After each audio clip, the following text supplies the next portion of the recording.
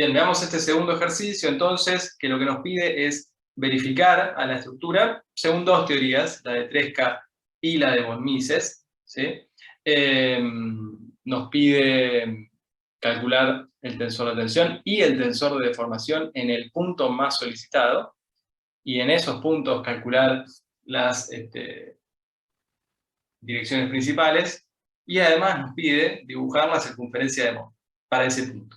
Así que es un problema mega completo, tiene toda la pinta de haber sido un parcialito, pero no lo puedo decir a ciencia cierta. Pero, nada, un problema muy completo que resume un poco todo lo que vimos en esta última parte desde que empezamos a hablar de estado de tensión, estado de deformación, relación entre tensiones y deformaciones, y finalmente estados límites. Así que bueno, la estructura desde el punto de vista del análisis estructural es elemental, es una viga empotrada, ¿sí? Con una carga vertical y una carga axial, pero tan excéntricas respecto al baricentro de la sección, ¿sí? Así que hay un detalle importante que termina traduciéndose en la aparición de momentos tanto torsores como flexores que por ahí se nos hubieran pasado por alto si no teníamos en cuenta esa salvedad.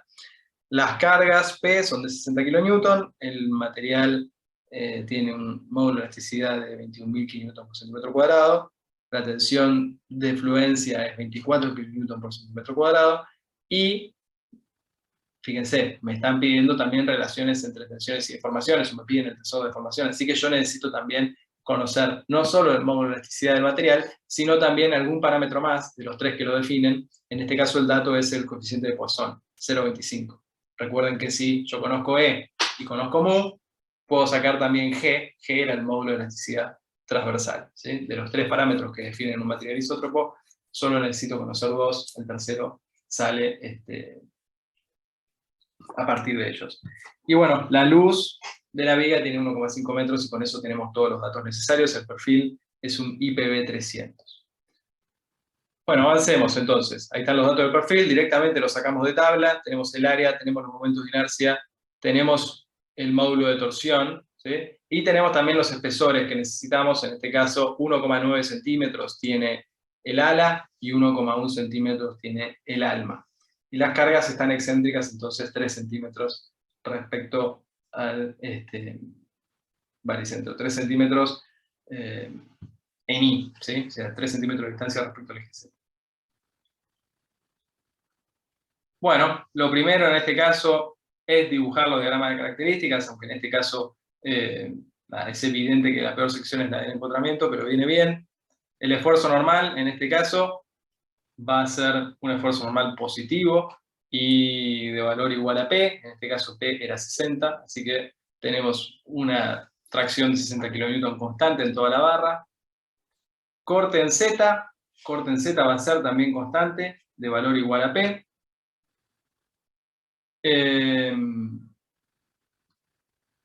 Y positivo. Momento en I. Momento en I va a ser entonces lineal con un valor máximo del empotramiento igual a P por 1,5, es decir, bueno, está planteado en kN por centímetro, así que P por 150 son 9.000 kN por centímetro. Ese es entonces el diagrama de momento, y después tengo que tener presente, ¿sí?, qué pasa en los otros ejes producto de la excentricidad que tiene esas cargas. El corte de I obviamente no tengo ninguna carga horizontal, pero lo que sí voy a tener es momento en Z producido por esta fuerza saliente a la pantalla de la computadora. Entonces, básicamente, ese momento en Z que produce esa fuerza, ¿cuánto va a valer y qué signo va a tener?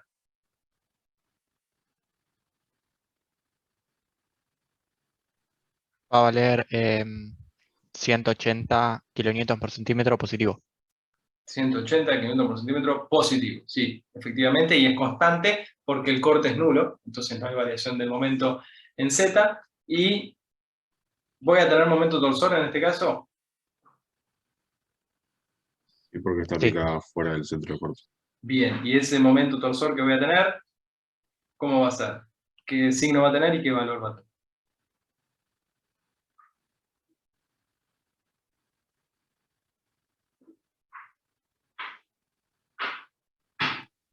Vale lo mismo, pero negativo. Vale lo mismo, pero es negativo. Efectivamente sí, genera una torsión entrante a la pantalla. Bueno, eso es entonces lo que tenemos en la estructura. La sección más solicitada en este caso, ¿cuál va a ser?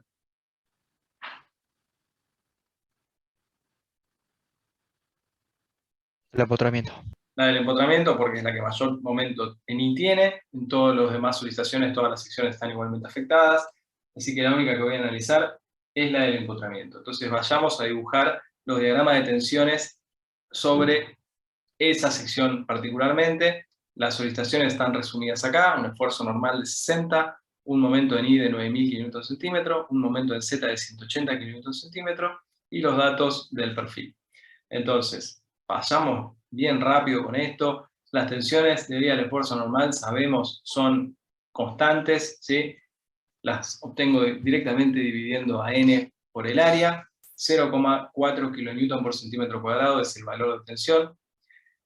El momento en I, habíamos dicho, es negativo. Ese momento en I negativo va a generar tensiones, un diagrama de tensiones obviamente que varía linealmente en función de la distancia del eje neutro, y que va a tener tensiones de tracción, arriba o abajo.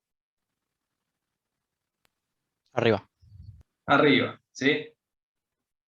Arriba, esa es la distribución de tensiones que tenemos debido al momento en I. Los valores numéricos, ahí los tienen también, 5,3 kN/cm². Es el valor máximo de tensión debido al momento en I. Y por último voy a tener un momento en Z positivo que va a generar tracción a la izquierda o a la derecha. A la derecha. A la derecha tracción, de vuelta, ahí están entonces los valores numéricos, un valor de tensión en Z de 0,3 kN/cm² como máximo. Diagrama de tensiones tangenciales, y acá tenemos que empezar a distinguir por un lado cuál es el efecto que produce el momento torsor. Un momento torsor negativo de 180 kN/cm. El dato del perfil sale de tabla, nos dice que el módulo de torsión es 149 cm², y lo que me interesa acá discutir es cómo es la distribución de esas tensiones, ¿sí? ¿Qué teoría vamos a aplicar para discutir cómo se distribuyen las tensiones tangenciales en esta sección? Verán. San Bernard. ¿Y esa teoría qué nos dice? ¿Cómo es esa distribución de tensiones?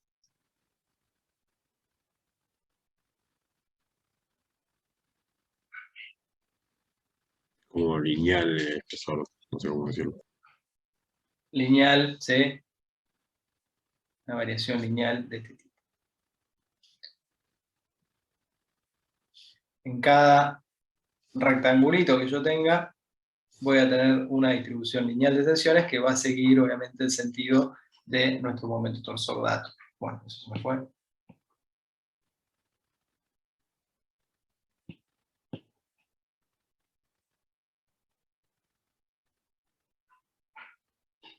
Y lo mismo.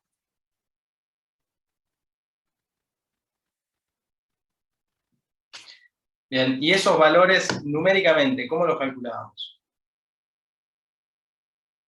Tau debido al momento torsor, ¿quién es? Es el momento torsor dividido J y por E. JT multiplicado por E. Es decir, que en este caso particular, ¿quién va a tener la máxima tensión tangencial? ¿El alma o el ala?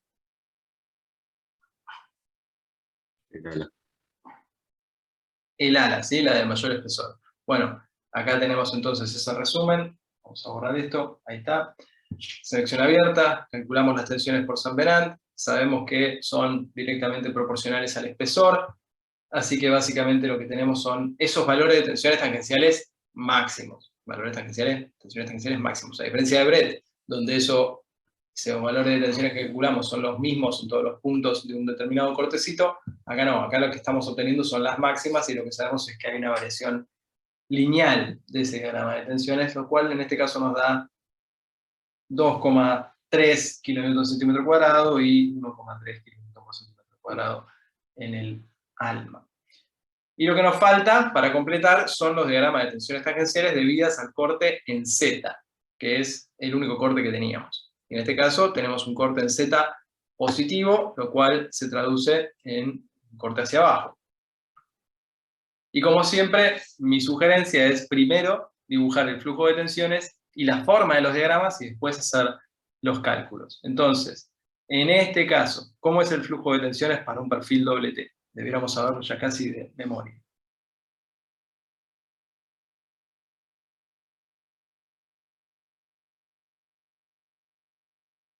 En las alas va desde los extremos hacia el medio, hacia el eje Z, y después va hacia abajo. Sí, me parece que dijiste en el ala superior, va de los extremos, Sí, en la superior. en la superior, ahí, después va hacia abajo, y en la inferior, Del medio a los extremos. bien. La forma de esos diagramas en las alas, ¿cómo va a ser? Si dibujo lo que pasa de acá a acá, por ejemplo. Lineal. Lineal. En el extremo derecho, ¿cuánto va a valer? 0. 0. Acá valdrá algo. La forma, ya lo dijiste, es lineal. Lo mismo voy a tener, entonces, obviamente, en todos los demás casos.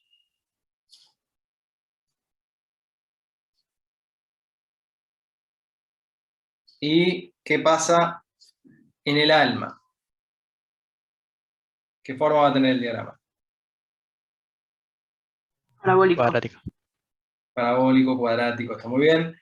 ¿Va a arrancar de 0 o arranca de un valor distinto de 0?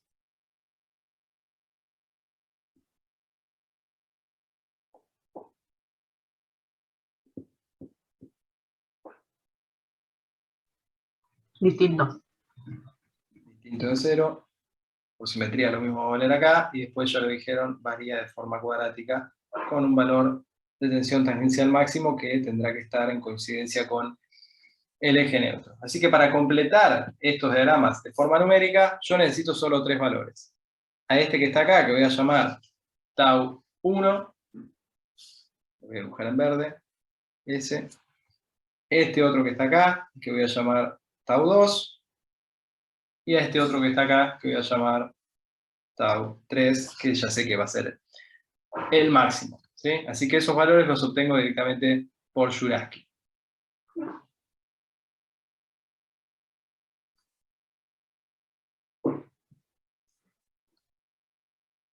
Ahí está. Esos son los 3 valores de tensión que voy a calcular, todos ellos debidos al corte en Z. Bien. Vamos rápido con todo esto. Las cuentas después las pueden verificar por su cuenta, ¿sí? Pero no nos detengamos tanto en cómo calcular tensiones de corte que no terminamos más. La única diferencia que hay es que en este caso, como estamos trabajando con un perfil doble T que tiene en tabla el dato de cuál es el momento estático de media sección, ¿sí? Directamente a ese valor sí lo tomo de tabla. En el resto voy a tener que hacer esa rectificación que habitualmente hacemos de los perfiles doble T, ¿sí? Es decir, asumir que el espesor es constante en todo el ala, en todo el alma, cosa que no es estrictamente cierta, ¿sí? Pero en el caso particular de la tensión tangencial máxima, como el momento estático de media sección lo tengo de dato, directamente trabajo con eso y ahí tengo los valores de tensión tangencial. 0,48, 1,73 y 2,02. Fíjense que en estos casos los valores de tensión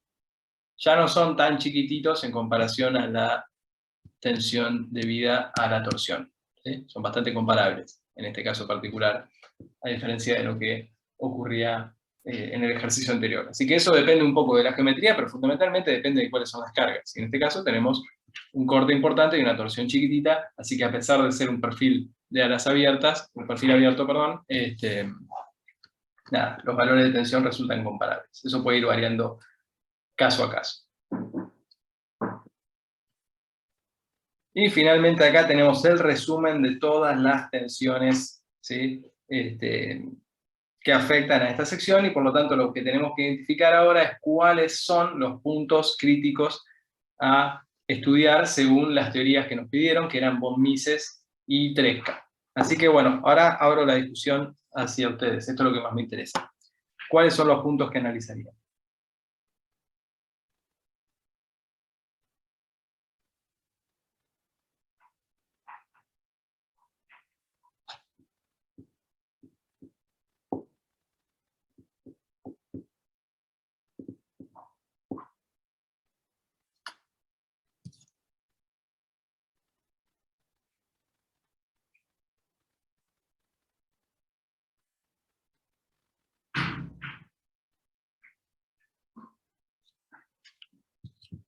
¿Hay alguien vivo del otro lado?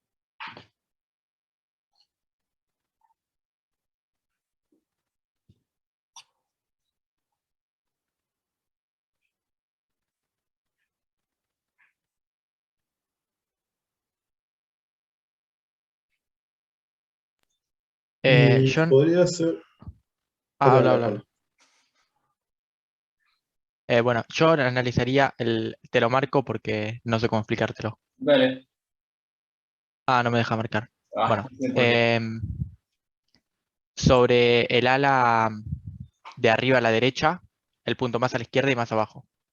Sobre el ala de arriba a la derecha, el punto más a la izquierda y más abajo. Este punto, Sí. ese punto. ¿Por qué ese punto? Primero porque las tensiones tangenciales se suman, porque van para el mismo lado. Y después porque tendría la máxima tensión por QZ, que se sumaría con la normal y con la del momento en ni.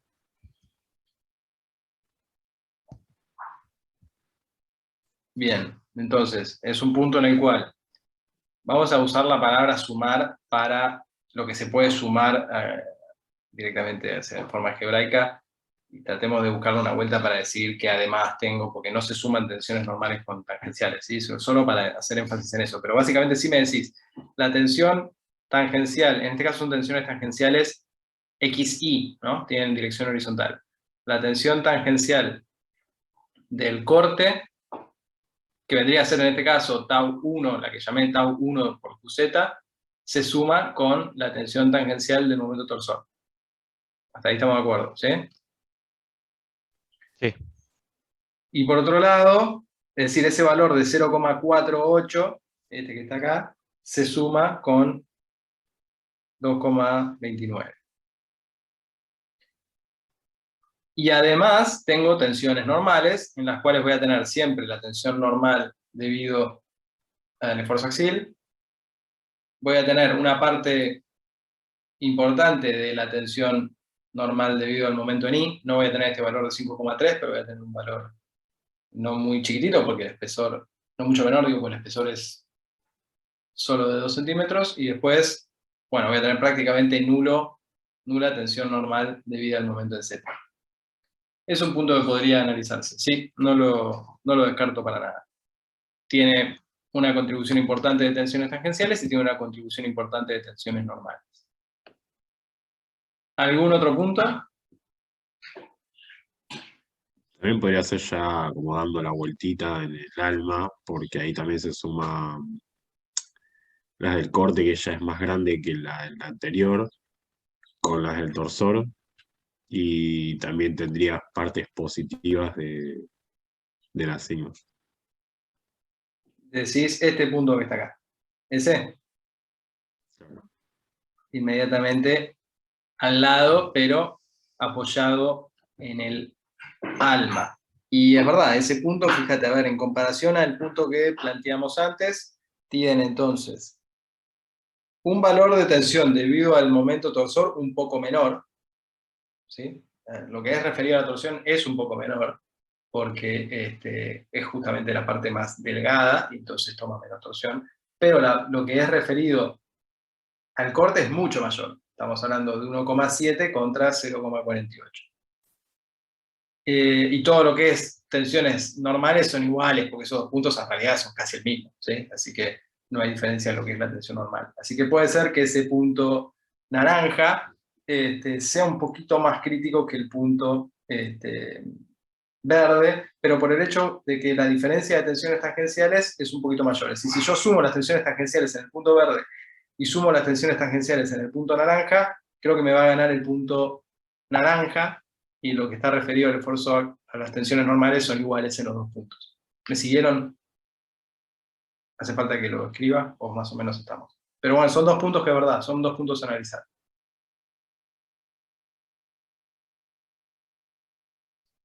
¿Alguno más?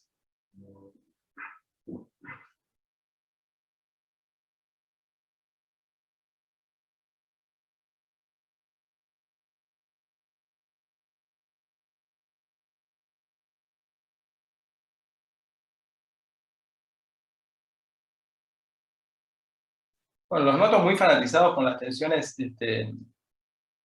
tangenciales. Ahora, yo estoy siempre muy chipeado a mirar lo que pasa con la fricción primero, y yo a este punto no lo descartaría nunca, ¿sí?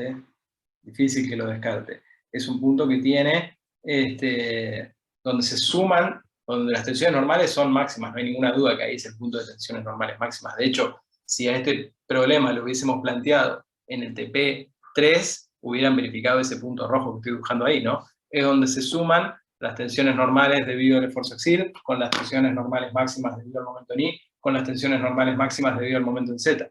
Así que lo que es referido a tensión normal, no hay duda que ese es el punto más grande, el mayor nivel de tensión. En lo que refiere a las tensiones de corte, en ese punto, las tensiones por corte, ¿cuánto van a valer? Por Q. 0. 0. ¿Y las tensiones por momento torsor?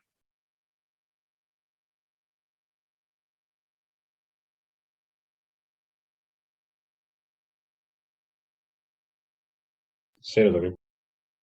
Sí, es un punto muy finito. Es verdad que es un punto bastante complejo. De vuelta entramos en esa historia de que si yo analizo, le hago un zoom a lo que pasa ahí, y a una determinada distancia del borde yo digo que tengo un diagrama de tensiones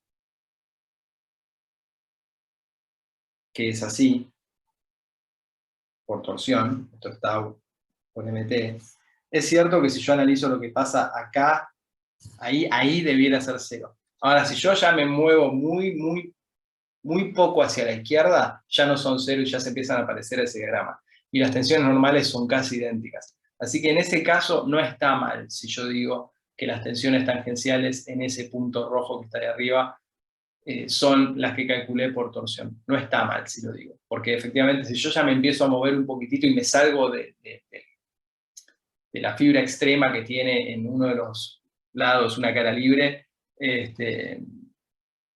nada, ya esa distribución de tensiones que asumí es correcta y las tensiones normales casi no variaron. Entonces yo podría sumar los dos efectos. Es un poco conservador, es verdad, pero siempre es bueno si tengo que adoptar una hipótesis que sea conservadora. Siempre es bueno sobreestimar, al menos un poquito, las tensiones más que subestimarlas. Así que yo entiendo el planteo de que es 0, es verdad, en la fibra extrema es 0, pero en cuanto yo me empiezo a mover hacia la izquierda ya se parece mucho a ese diagrama de tensiones que estamos asumiendo lineal, y insisto, las tensiones normales aún no variaron casi nada, así que puedo sumar. ¿Sí? ¿Me siguieron? Ven que empiezan a haber un montón de hipótesis acá en juego, ¿sí? Ya no es todo tan determinista, porque nosotros estamos hablando de puntos críticos y muchas veces esos puntos críticos caen en las zonas donde nuestras teorías ya empiezan a hacer un poco de agua. Entonces, bueno, hay ahí algún tipo de discusión filosófica incluso que puede llegar a aparecer. A mí en este caso puntual me parece que considerar la torsión no está mal, e insisto, ya sé que ahí no hay tensiones tangenciales en ese punto, en el extremo, pero en cuanto yo me empiezo a mover a la izquierda sí, y las tensiones normales van a ser casi idénticas a las del extremo, así que no está mal que yo así lo considere. Bueno, ¿y algún otro punto?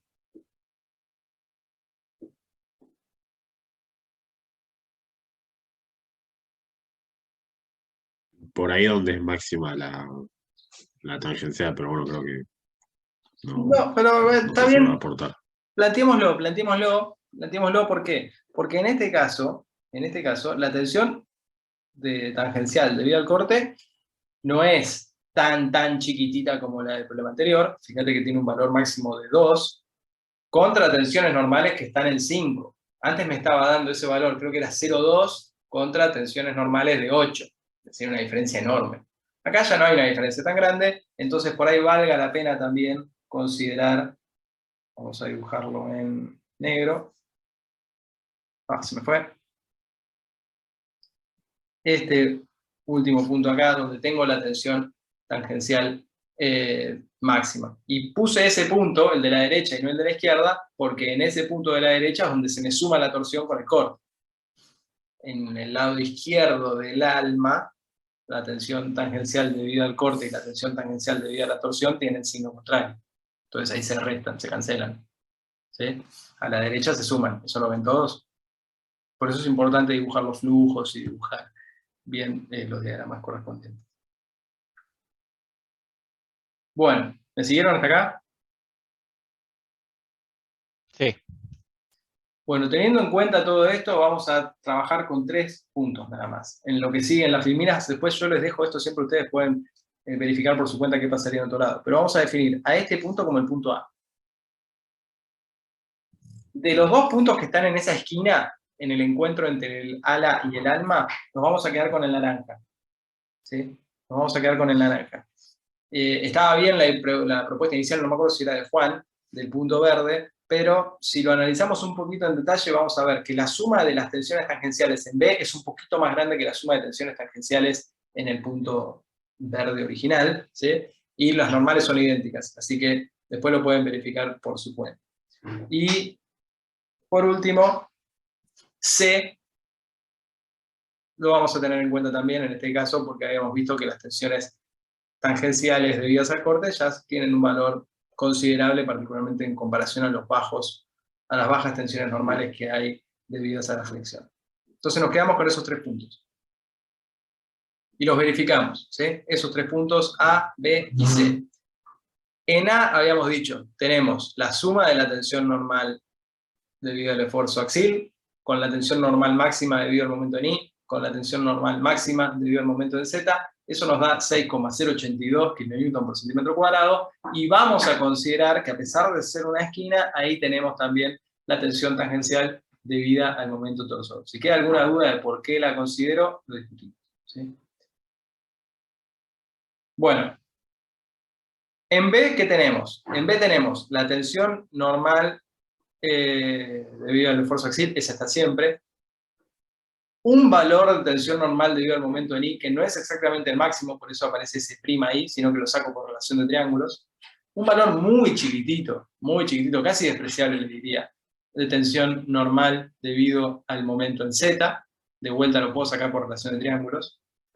Y finalmente, las tensiones tangenciales, por otro lado, donde se suman las tensiones tangenciales en Z que producen el momento torsor y la tensión tangencial en Z que produce el corte en esa misma dirección, ¿sí? Así que tenemos en un caso 5,099, 3,065.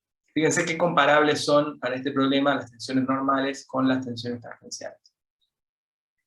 Y por último, en C tenemos solamente tensiones normales debido al esfuerzo axil y ese cachito muy chiquitito debido al momento en Z. No tenemos tensiones normales debido al momento en I porque estoy justo ubicado sobre el eje neutro. ¿Bien? Y después voy a tener las tensiones tangenciales correspondientes. De vuelta se va a sumar la tensión tangencial debido al momento torsor con la tensión tangencial debido al corte en Z. Acá hay un error. En el punto B hay un error. Esta es la tensión tangencial que habíamos calculado como 2. ¿Sí? La tensión tangencial que habíamos calculado como 2. Bueno. Y vamos a verificar esto con 2 teorías, con la teoría de von Mises y la teoría de Tresca, que si lo ven, para estados planos van casi idénticos. ¿Sí? Son muy parecidas. En particular la teoría de Tresca siempre nos va a dar un poquito más grande, porque hay un índice de 4 en vez de esa constante de 3. Así que siempre va a dar un poco más grande la tensión de Tresca que la de von Mises. Bueno, y verificamos para el punto A, punto B y punto C cuánto nos dan estas tensiones y llegamos a lo siguiente. me voy a quedar con 3 caput, por empezar. 7,6 en A, 7,98, 7,97 en B, y 6,7 en C. Así que de todos estos puntos, ¿cuál es el crítico? Según 3K. El B. El B, ¿sí? El punto B es el punto crítico. Y si analizamos von Mises, no nos va a cambiar mucho porque la expresión es prácticamente muy parecida, prácticamente idéntica.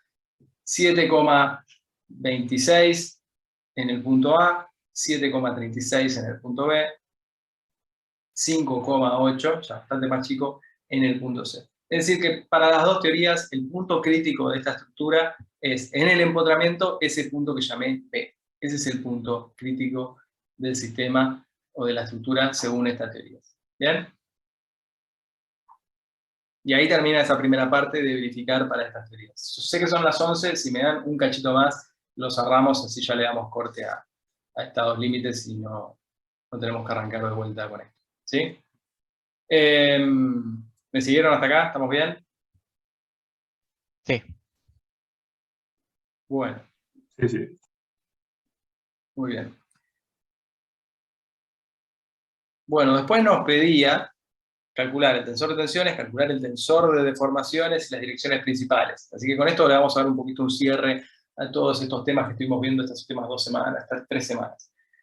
Bueno, armamos el tensor de tensiones para ese punto crítico, ese punto B. ¿Bien? Y teníamos entonces como datos sigma X y teníamos, perdón, tau en B, que tau en B en realidad es un tau XZ. ¿Sí? Tau en B es un tau XZ. Así que, ahora sí, con esos datos construyo mi tensor de tensiones que evidentemente corresponde, como siempre, a un estado de qué tipo. ¿Un estado de tensiones de qué tipo?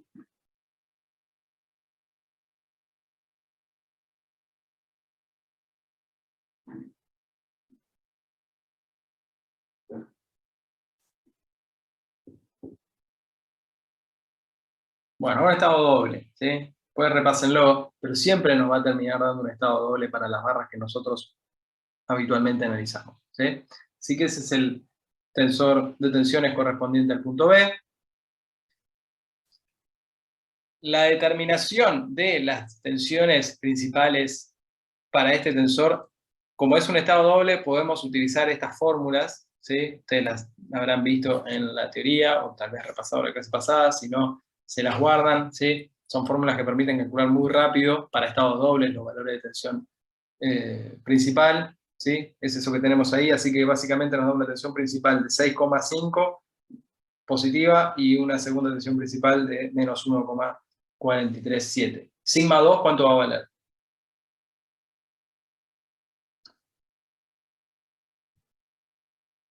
0. 0, ¿sí? Porque dijimos, es un estado doble de tensiones, una de las tensiones principales es 0, así que esa es la misma información. Ese es el tensor, el estado de tensión del punto B, referido ahora ya no a X y Z, sino a la terna 1, 2, 3 de las direcciones principales. Así que para poder decir ciencia cierta ese tensor quién es, yo debiera también conocer esas direcciones principales, para que uno sepa esos valores de tensiones, en qué direcciones están obtenidos, ¿sí? Eso lo vamos a hacer en un ratito. Vamos a calcular primero el tensor de deformaciones, lo cual lo puedo hacer en cualquier terna. En particular lo voy a hacer para la terna 1, 2, 3, ¿sí? Así que voy a meter los datos del material. Recordemos, 21.000 kN por centímetro cuadrado. 0,25 es el coeficiente de Poisson. Ese es el dato del tensor de tensiones, y después las relaciones constitutivas son siempre las mismas, la matriz constitutiva es siempre la misma independientemente de la terna. En este caso siempre es muy cómodo trabajar con la principal porque no tenemos tensiones tangenciales, así que ahí tengo las deformaciones principales, ¿sí? Epsilon 1, Epsilon 2 y Epsilon 3, que son esas que están ahí. Y construyo entonces el tensor de deformaciones correspondiente. ¿Qué tipo de estado de deformación tengo en el punto B? ¿Simple, doble o triple? Triple. Triple porque ninguna deformación principal es 0. ¿Sí? Así que tengo un estado triple, tengo un estado doble de tensiones, eso es lo que siempre tengo, en nuestras estructuras de barras que analizamos en la materia, pero eso se puede traducir en un estado triple de tensiones, culpa de cómo son nuestras relaciones constitutivas para materiales isótopos. ¿Bien? Direcciones principales. Básicamente, ¿qué teníamos que obtener? ¿Cómo resolvemos las direcciones principales? ¿Era un problema de qué tipo?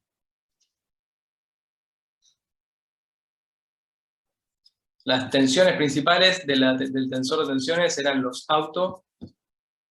valores y nosotros los autovectores. Bien, o sea, lo que tenemos que conseguir ahora son los autovectores. Y en este caso podemos ahorrarnos un montón de laburo, porque fíjense este tensor de tensiones que está expresado ahora sí en la terna X y Z otra vez.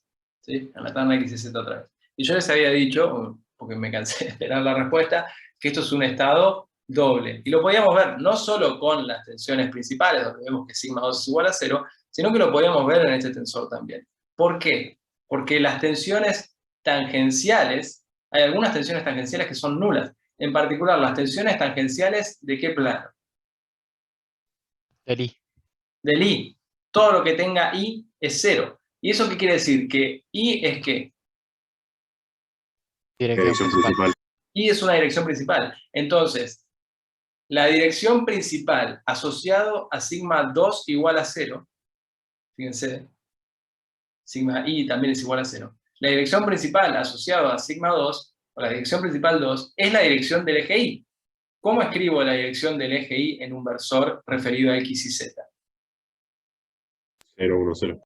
0, 1, 0. Así que esa es la dirección principal 2. Y eso lo saco directamente por inspección, sin resolver el problema de autovalores y autovectores, lo cual lo podría hacer, ¿sí? Pero me ahorro tiempo haciendo esta observación.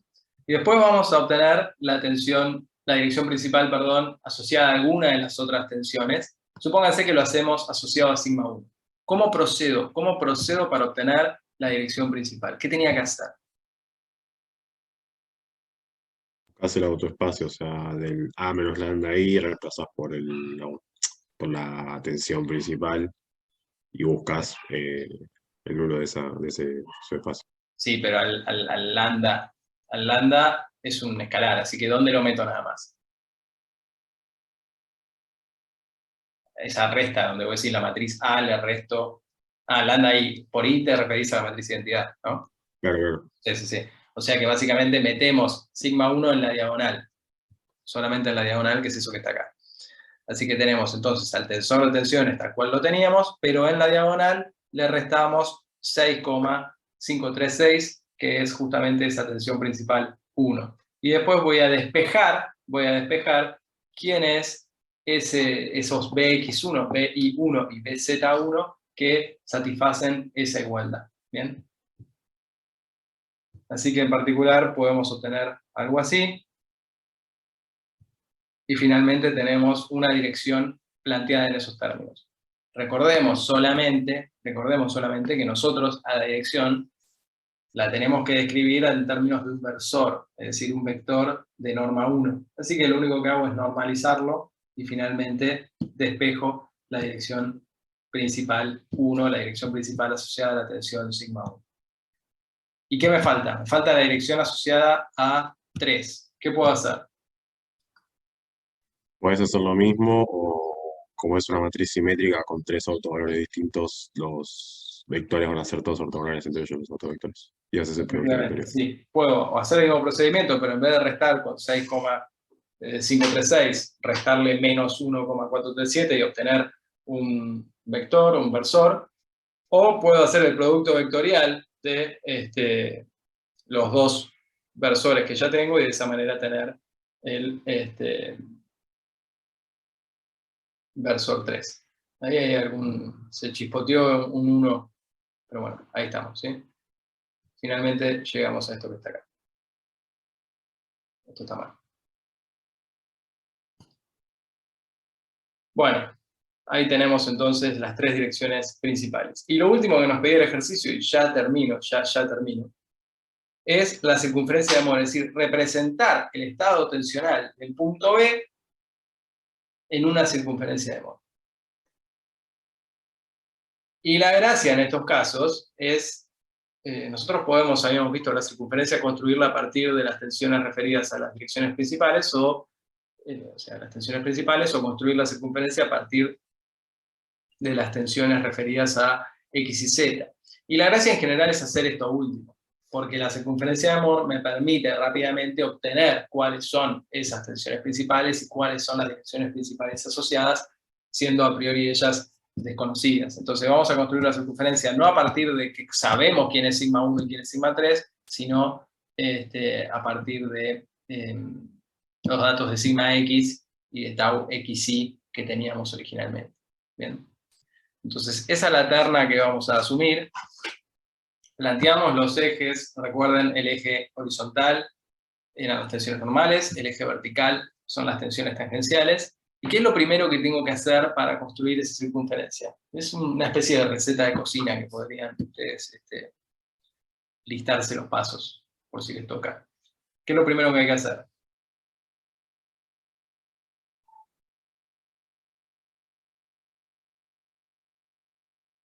Te buscas como esos puntos X e Y, creo que llamaban, que era como la componente normal y la componente tangencial.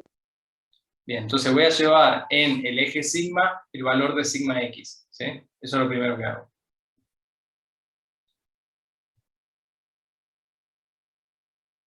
Es decir, voy a llevar hasta acá, hasta que encuentre la coordenada 5,099, hasta acá llego sigma x.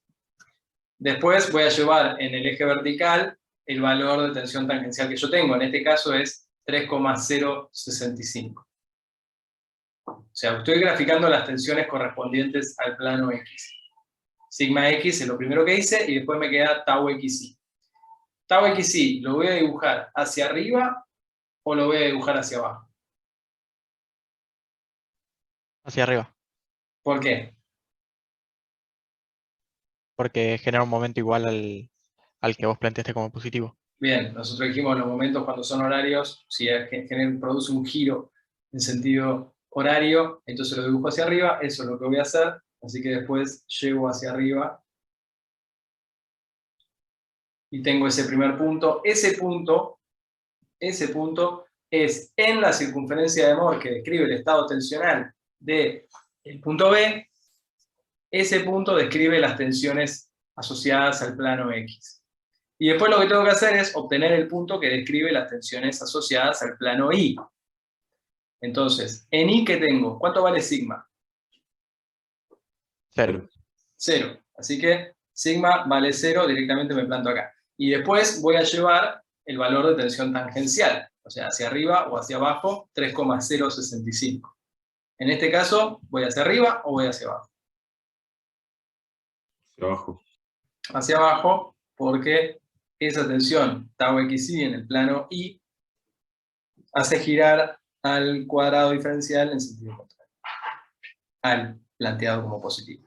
Así que una vez que tengo el punto que describe las tensiones en el plano X y el punto que describe las tensiones en el plano Y, con esos dos puntos puedo construir una circunferencia que pasa por ellos. Ya déjenme trabajar con entonces las buenas animaciones que tiene acá el PowerPoint. Ese es el punto entonces que describe lo que le pasa al plano, a las tensiones asociadas al plano X. Ese otro es el punto que describe las tensiones asociadas al plano Y. Por esos dos puntos pasa una única circunferencia que describe para el punto B los valores de tensión asociados a los infinitos planos que pasan por B. En particular, ¿qué me dice esta circunferencia? De acá puedo extraer directamente, vamos a otro color, esto que está acá. ¿Esto quién va a ser? Eso va a ser sigma 1. Y esto que está acá va a ser sigma 2, de eso no hay duda, ¿sí? Sí, sería Sigma 3, perdón, sería. Sigma 3, ¿sí? Ahora, la otra pregunta es, ¿cuánto tengo que rotar respecto a XY, o sea, la orientación inicial, para alcanzar las direcciones asociadas a sigma 1 y sigma 3? Entonces, ¿qué podían hacer? ¿Cómo hacían para hacer eso? buscás el polo de los normales y después con ese polo lo unís con sigma 1 y sigma 3. Sí, a mí siempre me resulta más cómodo la normal que la traza, pero lo podés hacer con uno o con otro. Recordemos, este punto representa las tensiones asociadas al plano X en B. Entonces lo que hago es dibujar la normal del plano X, que en este caso es una recta horizontal, ¿no? Bueno, ahí está. Esa es la normal al plano X. En el punto que representa las tensiones en Y, lo que hago es dibujar la normal en Y. La normal en Y es vertical, así que pasante por el punto que representa las tensiones en Y, es decir, por este punto que está acá, dibujo la normal asociada a ese plano. Donde se intersectan las dos rectas, lo que tengo es en este punto que está acá, lo que se conoce como polo de normales. Desde ahí salen todas las normales a los infinitos planos, en particular si me interesa cuál es la normal asociada a la dirección principal 1, tengo esa que está ahí. Si quiero la normal asociada a la dirección principal 3, tendré que girar ese ángulo que está referido ahí. Como decía, lo podemos hacer en términos de las trazas también. A mí me resulta más cómodo las normales, no los quiero marear. Si alguno tiene alguna duda con eso, después lo vemos. ¿Está bien? Así que esa es la circunferencia de Moore que describe el estado tensional en ese. ¿Alguna duda? Sí, yo tengo una. ¿Con esto ya es suficiente o habría que calcular también la de... Esta sería, creo que M0. ¿Habría que calcular también N0 y L es igual a 0? O No, sea, no entendí. en vez de plantear como el eje Z saliente, plantear al Y saliente y al X saliente. No, porque esta es la forma de graficarlo por un estado plano. Entonces, cuando es un estado plano, vos ya sabés cuál es la otra dirección principal. Y solo trabajás con las dos que serían incógnitas. ¿Sí?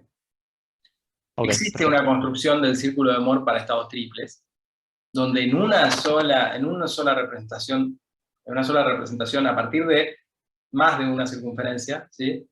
Describís el estado tensional para los infinitos planos, pero ahora sí, teniendo en cuenta las tres direcciones. Existe esa circunferencia, en general, si te fijas sobre el final de hace 2 clases la vimos, la dibujamos ya no a partir de X y Z, sino que la dibujamos a partir de 1, 2, 3. ¿Sí? Pero no le damos mucha más vuelta porque es más difícil de interpretar y ya no tiene mayor interés. Sí tiene mucho interés el caso de los estados planos. Esta es una representación que da un montón de información, porque te dice muy rápido quién es sigma 1, quién es sigma 3, te dice muy rápido quién es la tensión tangencial máxima. Así que nos limitamos a eso, y cuando le dibujamos para estados planos, la tercera, lo que es Z, ya lo sabéis. En este caso, lo que acá es Z ya lo sabéis, así que no hay que darle mayor vuelta. Te limitas a estos dos. Ok, perfecto. Y Agus, antes de que deje de compartir, ¿puedes ir a la diapositiva donde estaban los puntos más críticos? Sí. Quería mostrar algo.